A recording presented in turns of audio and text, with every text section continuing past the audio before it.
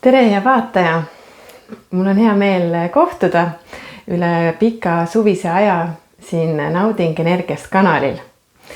Mina olen Maris Pähn, tegelen reikiga ja human designiga ja täna räägin 3 asjast, mida ma siis selle suve jooksul õppinud olen või mis olid kuidagi aktuaalsed või tulid esile seoses minu igapäevaeluga sel suvel.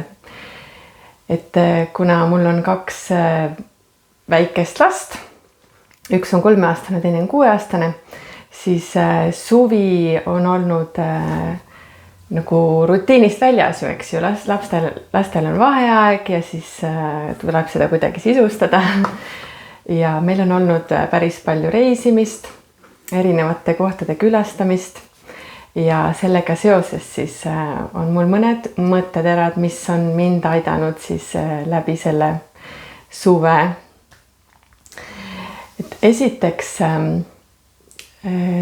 väga tähtis, mida ma õppisin, on see, et tuleb lasta lahti igasugustest ootustest. Et loomulikult see ei ole minu jaoks mingi uus teadmine, aga see väga hästi tuli välja näiteks meie Ungari reisi ajal. Et kui sa nüüd oled vaadanud siin minu kanalil Nauding Energiast veel neid eelmisi videosid, kus ma räägin oma kogemusest, kuidas ma olen siiani jõudnud, kus ma täna olen, kes ma täna olen, erinevatest kohtadest, kus ma elanud olen, mida ma õppinud olen, siis seal ma rääkisin sellest, kuidas ma elasin Ungaris päris mitu aastat. Ja see riik on minu jaoks ikkagi jäänud nii hingelähedaseks, et miski nagu tõmbab tagasi ja ma käin seal sõpradel külas niisama ise nautimas ja Budapest on võrratu pealinn, väga hea energiaga, ütleme nii, kuidagi väga selline mitmekesine. Et neil on ka ajalugu väga kirju olnud, et siis kõik see on sinna märgi maha jätnud. Ja käisin Ungaris siis oma lapse endise lasteaiakasvataja suvilas. Et ta kutsus, meil on jäänud selline suhe või oleme sidemesse kontakti jäänud. Ja no minu ungari keel on selline...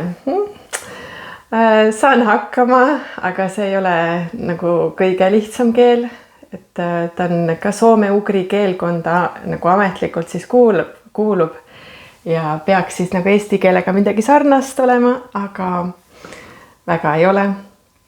Ja siis oligi see, et vaata, võib-olla on sinul ka juhtunud see, et oled läinud kuhugi reisile, kus sa varem oled käinud või oled läinud tagasi kuhugi restorani, kus sa varem oled käinud ja siis sa nagu ootad mingit seda sama kogemust või mingit sama elamust. Ja just seepärast on oluline eriti sellistel puhkudel 0 ootused, et loomulikult seda enam, et ma reisin lastega, mul on vaja planeerida, mul on nagu vaja teada mingeid asju ette, eks ju. Aga ma ei saa nagu oodata, et kõik on täpselt nii, nagu mina ette kujutan. Et näiteks ka see suvila siis lõpuks kasvataja nagu mainis meile, et jah, et see on seal ühes linnas. Ja noh, kui ma oleks ette kujutanud, et jaa, see on seal Palatoni järve mingi ranna ääres kohe, siis ma oleks väga pettuda võinud.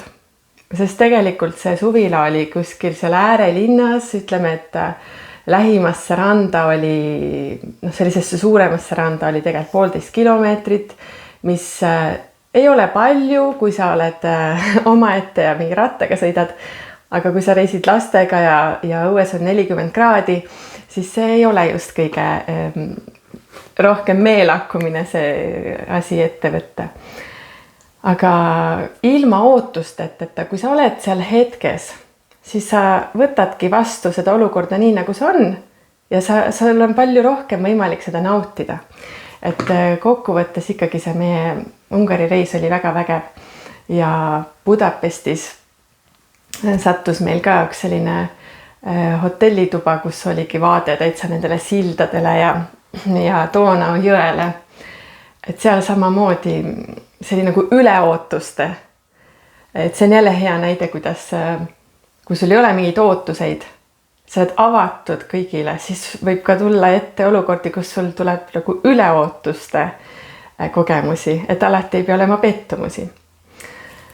Vot. See oli siis üks asi, millest ma tahtsin rääkida. Ja number 2, teine asi, mis sellel suvel väga selgelt minu jaoks on välja tulnud ja näidanud siis neid selliseid mõrakohti minu praeguses elukorralduses ja oma elustiilis, on ikkagi see, et kui tähtis on rutiin. Ja nüüd rutiin, sa kindlasti ütled vastu, et see on mingi nõme ju. Rutiin on see, kui sa lähed kella 8-5 iga päev tööle ja teed sama asja ja pam. See on see, mida nagu võib-olla meile on öeldud, mida tähendab rutiin, aga minu jaoks on rutiin nagu sinu elu alustalad või mingid pidepunktid. Ütleme nagu loogiliselt võttes siis näiteks nädala jooksul.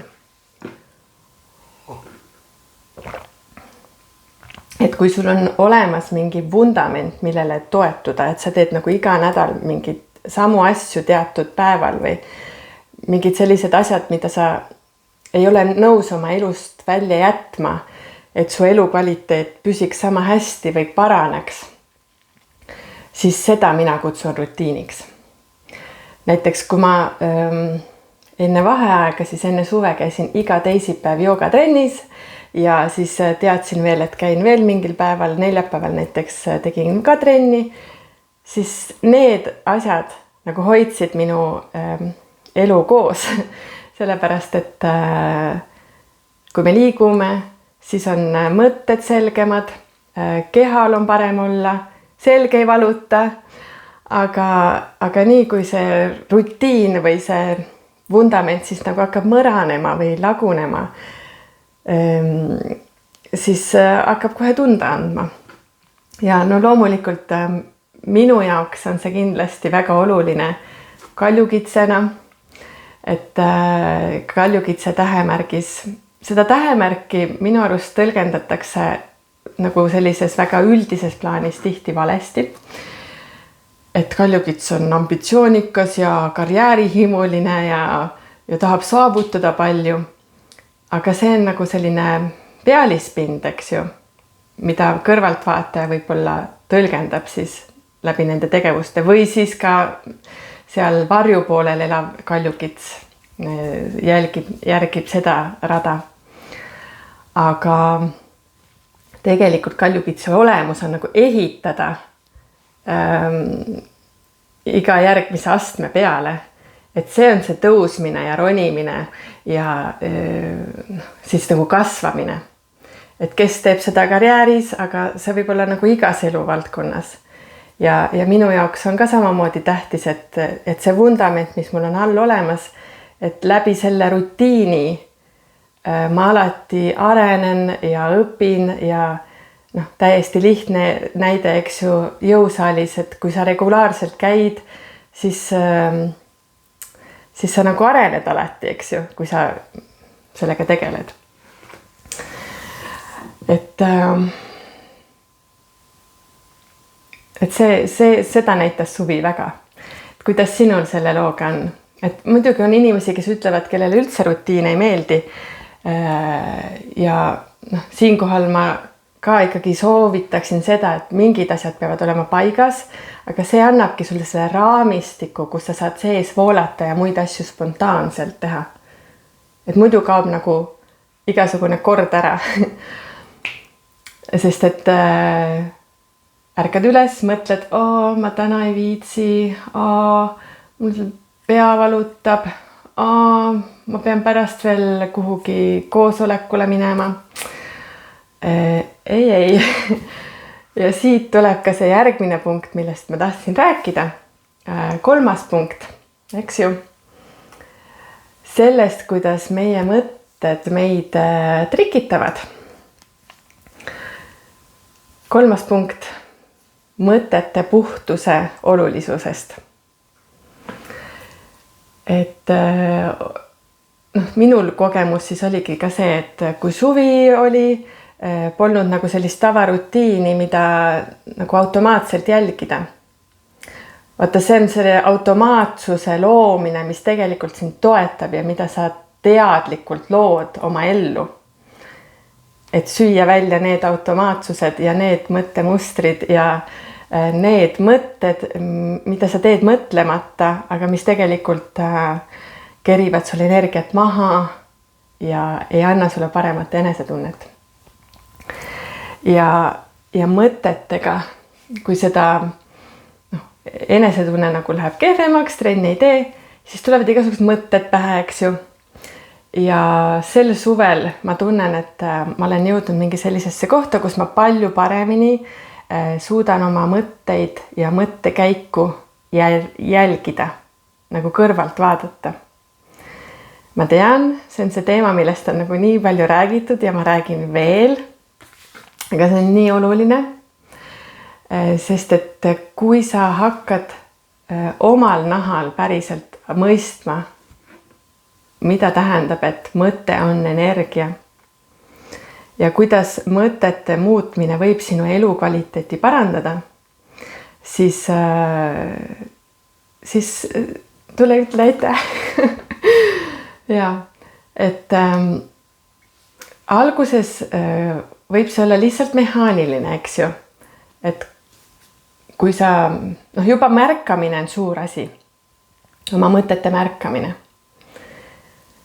Kui sa suudalt kõrvalt vaatajana seisatada ja kuulda, mis su peas toimub, et näiteks ongi, nagu ma rääkisin seda, et nii raske on ärgata.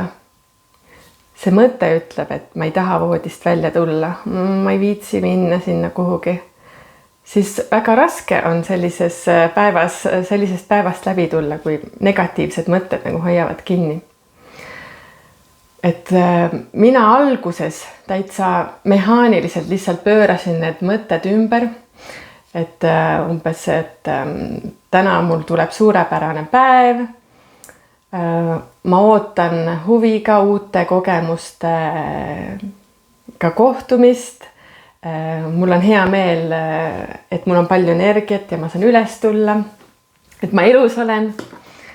Et lihtsalt võid ka lihtsalt täitsa nagu üles kirjutada omale ja siis iga hommik neid asju korrutada, oma aju pesta. Ja pika peale need toimivad, aga tegelikult kui sul ikkagi nagu omal see teadlikkus või see teadvus ei ole veel jõudnud järgi, siis nad ei ole nii tõhusad, need afirmatsioonid. Aga kui sa hakkad nagu kehast tajuma ise selle mõttejõu mõju sinu igapäevaelule ja saad aru, et need negatiivsed ja igasugused rasked, depressiivsed mõtted, need kontrollivad elu ja sinu võimalusi ja sinu väljavaateid ja seda, kui palju sul on energiat elus, siis on lihtsam neid muutusi ka teha. Siis on lihtsam teadlikult võtta kätte ja öelda, et mina nüüd otsustan, et teen nii ja nii ja nii. Või et kui tulebki see mingi paha mõte, tühistan, kustutan ära. Ja see on hästi põnev. Ma vaatasin siin sotsiaalmeedias on üks eakas Itaalia vanaema, Luigina, kellel siis lapselaps on YouTube'i või mitte YouTube'i, vaid Instagrami on konto teinud. Tal on 1 miljon jälgijat. Ja millega ta siis võlub inimesi, ongi see, et võib-olla tal on ka mingi väike selline kiiks, aga ta on nii positiivne ja ta on nagu elus igasuguste raskustega silmitsi olnud ja tal on hästi lihtne elu olnud. Lihtne selles mõttes, et ta on teinudki lihtsalt mingit rasket tööd eluaeg ja ta on olnud abielu naine ja kuidas vanasti siis elati 100 aastat tagasi, kui ta ta päris 100-aastane ei ole, aga nagu kõvasti üle 80-90 ringi, ma arvan. Ja isegi tema ütles siis seda, et peab häid mõtteid mõtlema, et nii kui tuleb paha mõte, tühistan. Et see on elust enesest ja toimib. Mõtete puhtuse olulisus. Ja näiteks kui ma olen hakanud rohkem oma neid mõtteid jälgima ja näiteks hommikuti mingit palvet lugema, see juba häälestab nagu kuidagi avardab seda energia välja, et on lihtsam jääda sinna kõrgematesse sagedustesse ja mitte langeda tagasi. Ja on kiirem see tagasitulek, kui juhtubki, et tulevad mingid pahad mõtted. Oma sisekõne on hästi tähtis. Et näiteks reikit olen teinud oma mõtetele, oma harjumustele saab reikit teha, mõttemustritele.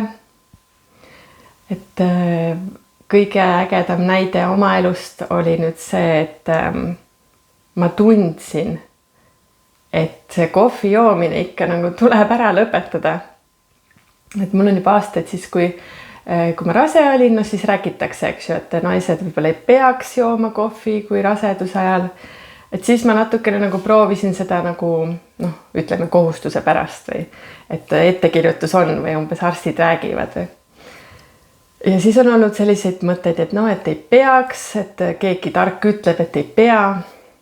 Aga nüüd täna ma jõudsin sinna kohta, kus ma nagu selgelt sain ise aru, et mu pea ütleb, harjumus on see, et mul on kohvi vaja hommikuti. See on harjumus, see on automaatne. Su mõte ütleb. Aga kui sa tegelikult seda mõtet ei kuula, lülitad välja, vajutad nupust kinni, mis su keha ütleb? No, ei taha vastu võtta. Vastik. Aga pea ütleb, see on ju nii mõnus. Sa saad veel natukene nagu aega veeta või procrastinate. Et see on nagu selline tegevus, kuhu taha sa saad peitu minna või umbes kui sa tunned, et sul ei ole energiat, siis võta kohvi. Aga kas see päriselt annab sulle energiat juurde?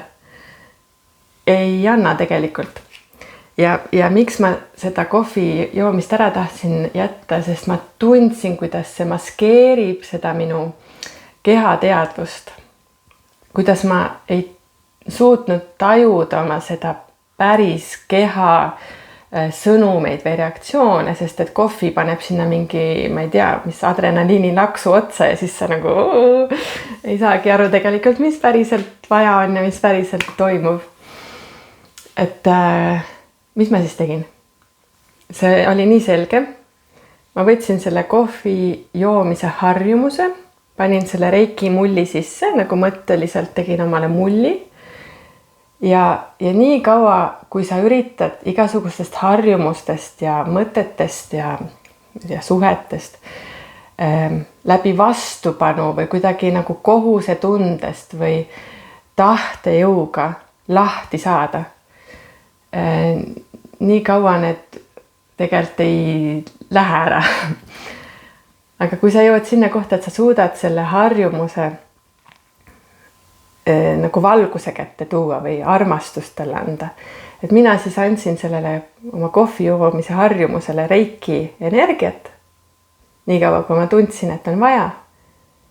Ja siis ma saatsin selle mulli kõiksusesse lahenema. Ja usu mind, pärast seda ma ei ole enam kohvi joonud. Nii, ma muidugi ei taha mingid illusiooni luua, et esiteks see toimus alles sel suvel, see, mis ma tegin. Ja teiseks mingid imevitsasid ei ole, et kui ikkagi inimene ise veel valmis ei ole, siis nagu ühest korrast seansist või mingist ühest lausumisest kindlasti ei pruugi piisata. Aga see, mida rohkem sa seda ütleme siis mingit sõltuvust või harjumust vastu võtad nagu armastusega.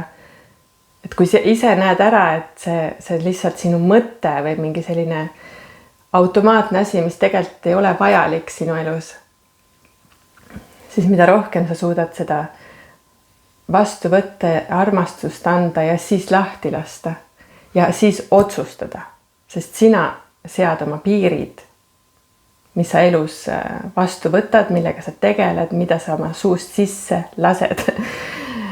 Et ma nüüd varsti hakkan otsi kokku tõmbama, ma enam ei räägi sel teemal, aga jah, toitumine ja kõik see läheb siit veel edasi jutt. Et mis asjad siis päriselt sulle energiat annavad. Ja pärast seda, kui ma kohvi ära jätsin, siis ma palju selgemalt tajun oma keha, kas ma päriselt olen väsinud või on need mu mõtted, need negatiivsed mõtted, mis mind väsitavad.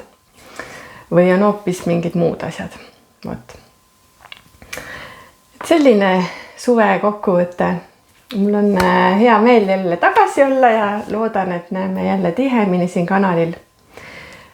Kui sa tunned, et on mingeid küsimusi Reiki kohta või Human Designi kohta, siis mina olen ikka siin, kirjuta kommentaaridesse, pane like'i minu videole, et ka teised inimesed näeksid neid mõtteterasid ja neid õpitud nägemusi siis selle suve kohta. Ja näeme ikka Nauding Energiast kanalil. Kõike head!